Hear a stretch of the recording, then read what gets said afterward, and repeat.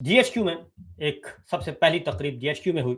Mark पाए हक, पाकिस्तान और भारत की लड़ाई हुई थी और पाकिस्तान के शाहीनों ने, पाकिस्तान की फ़िज़ाइया ने उसमें भरपूर कारकर्दगी का मुज़ाहरा किया, शानदार कारकर्दगी का मुज़ाहरा किया और हमारी फ़िज़ाइया ने, हमारे फ़िज़ाइया के जवानों, अफ़सरों और पायलट्स ने उसमें तकरीबन मजमूई तौर पर 8 तैयारे जो हैं, वो मुख्तलिफ़ नौइयत के गिराए और कामयाबी हासिल की और इंडिया को कुछ समझ नहीं आया कि उसके साथ क्या हुआ है, क्योंकि उनका कम्युनिकेशन सिस्टम हमने जैम कर दिया था और इसमें हमारा साथ दिया था, भरपूर साथ दिया था हमारे पड़ोसी मुल्क, आज़मूदा दोस्त, स्ट्रेटेजिक पार्टनर और दिफाई, मुआशी, तिजारती, मुआशरती पार्टनर जो है, वो हमारा चाइना, हमारा हमसाया, उसने भरपूर साथ दिया था।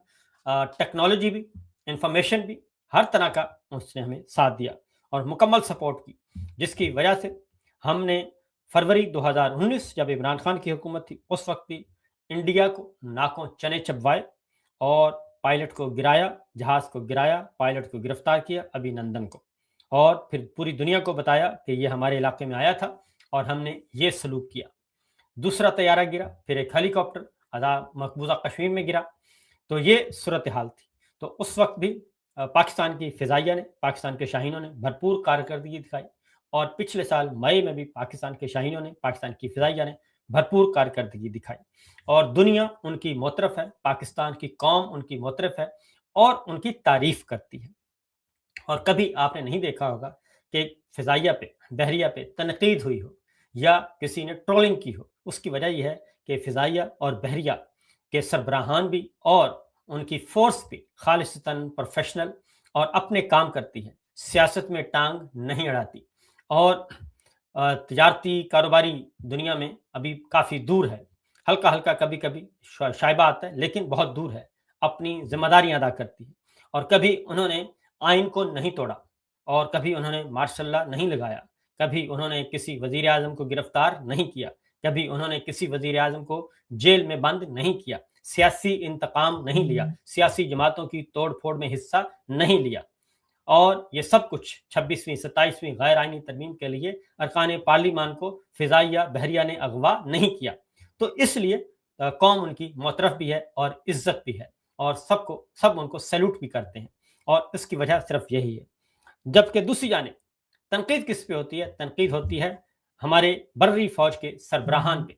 उन सरबराहान पे जिन्होंने मुख्तलिफ़ औक़ात में मार्शल लॉ लगाया, डिक्टेटरशिप कायम की, आइन तोड़ा, आइन को पामाल किया और इदारों को मस्मार किया और ये सब कुछ जिन्होंने मीडिया मस्मार किया, अदलिया मस्मार की, उन सिर्फ़ फ़ौजी सरबराहान पे तनकीद होती है और उनमें भी 3-4 लोग हैं, general Ayub Khan, general Yahya, general Ziaul Haq साहब, जनरल परवेज़ मुशर्रफ साहब, इन पे तनकीद होती है क्योंकि इन्होंने आइन तोड़ा और अब तनकीद होती है जनाब फील्ड मार्शल पे क्योंकि उन्होंने भी एक इलेक्शन चोर, मैंडेट चोर, जाली निज़ाम कायम किया हुआ है।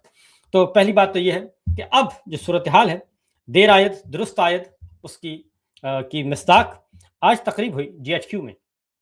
तो उस तकरीब में सबसे पहले तो ये ऐलान किया गया कि पहली बात जो है वो कही गई कि हम सबकी तारीफ़ की फील्ड मार्शल ने और आज इस तकरीब में इमरान खान का नाम लिए बगैर, पीटीआई का नाम लिए बगैर सबकी तारीफ़ की। उन्होंने कहा तमाम सियासी जमातों को, तमाम सियासी क़यादतों को, तमाम हुकूमतों को, सूबाई हुकूमत, कौमी हुकूमत, सबको मुबारकबाद दी है उन्होंने और उनकी तारीफ़ की।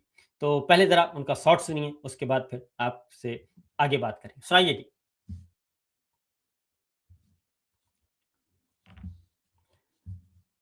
ये आर्मी चीफ का शॉट सुनवाइए जी। बातों का खास तौर पर मशकूर हूँ जिनकी लाजवाल सियासी बसीरत, दूरअंदेशी रहनुमाई और अज़्म इस्तकामत से पाकिस्तान को ये वाज़ेह फतह नसीब हुई। अल्हम्दुलिल्लाह। तो ये जनाब उन्होंने कहा है कि तारीफ़ की है तमाम सियासी क़यादतों की। तो मैं ये कहूँगा कि जनाब अगर आपको मालूम है कि सब मुहिब्ब वतन हैं, क्योंकि आप ये कहते हैं कि सारे मुहिब्ब वतन हैं, तमाम मीडिया मुहिब्ब वतन है, तमाम मीडिया जब पाकिस्तान की बारी आई, सब सीसा फैलाई हुई दीवार बन गए और तमाम की तमाम कौम, बच्चे, बूढ़े सब। तो फिर एक कदम और आगे बढ़ाएँ और जो आपने एक जाली निज़ाम कायम किया हुआ है, इस जाली निज़ाम से छुटकारा हासिल करें। क्योंकि یہ وہی لوگ ہیں جن کو جیلوں میں ڈالا ہوا ہے، یہ وہی ہیں۔ اور پاکستان تحریک انصاف کے کارکنان نے، رہنماؤں نے اگر آپ کو سپورٹ کیا، وہ آپ کو نہیں پاکستان کو سپورٹ کیا، اگر آپ اس کو مانتے ہیں کہ پاکستان کو سپورٹ کیا، اور وہ میڈیا پرسن جن کے خلاف جھوٹے بے بنیاد مقدمات ہیں، اور انہوں نے بھی اس وقت آپ کہہ رہے ہیں کہ پاکستان کے لیے اپنی آواز بلند کی، تو پھر جب آپ یہ کہتے ہیں تو پھر بیک وقت ان پہ دہشت گردی کے، بغاوت کے، غداری کے مقدمات کیسے قائم کر سکتے ہیں؟ ان کو جعلی طور پر سزائیں کیسے دلوا سکتے ہیں؟ آپ اپنے قول و فعل میں یہ تضاد ختم کریں، اور تمام سیاسی کارکنان کو، تمام سیاسی رہنماؤں کو، تمام سیاسی قیدیوں کو فی الفور رہا کیا جائے، اور ایک قدم آگے بڑھائیں اور تسلیم کریں کہ یہ جعلی نظام جو ہے یہ پاکستان کو سرو نہیں کر سکا، پاکستانی قوم کو سرو نہیں کر سکا، پاکستانی قوم اس کے ساتھ نہیں ہے۔ ایک طرف اگر آپ یہ تسلیم کرتے ہیں پوری دنیا کے سامنے کہ پاکستان کی صوبائی سیاسی قیادت نے، تمام سیاسی جماعتوں نے، تمام سوشل ڈیجیٹل میڈیا کے جوانوں نے، سب نے یہ لڑائی بھرپور طریقے سے لڑی اور کامیابی حاصل کی، تو پھر آپ اگلے ہی لمحے یہ کیوں بھول جاتے ہیں کہ غیر قانونی، غیر آئینی طور پر، ظالمانہ طور پر ان سیاسی قیدیوں کو، جس میں ہماری بزرگ خواتین شامل ہیں، ہمارے بزرگ رہنما شامل ہیں، وہ سارے کے سارے بے گناہ بھی ہیں، ان کو پھر کیوں جیلوں میں بند کیا ہوا ہے؟ آپ ایک طرف یہ کرتے ہیں اور دوسری طرف آنکھیں بند کر لیتے ہیں۔ یہ تضاد جو ہے وہ ختم ہونا چاہیے۔ آگے بڑھتے ہیں، اگلی بات ایک اور کام کیا جی۔ فیلڈ مارشل نے یہ کہا ہے کہ نیا فوجی ہیڈ کوارٹر جو ہے وہ قائم کر دیا گیا ہے۔ ذرا سنائیے گا جی۔ ہیڈ کوارٹرز قائم کر دیا گیا ہے۔ جی ان سب امور کے پیش نظر اور موقع حق کے تجربات کی روشنی میں افواج پاکستان کو ملٹی ڈومین آپریشن سے مزید ہم آہنگ کرنے کے لیے ڈیفنس فورسز ہیڈ کوارٹرز قائم کر دیا گیا ہے۔ تو یہ جناب ڈیفنس فورسز ہیڈ کوارٹر کہتے ہیں قائم کر دیا گیا ہے۔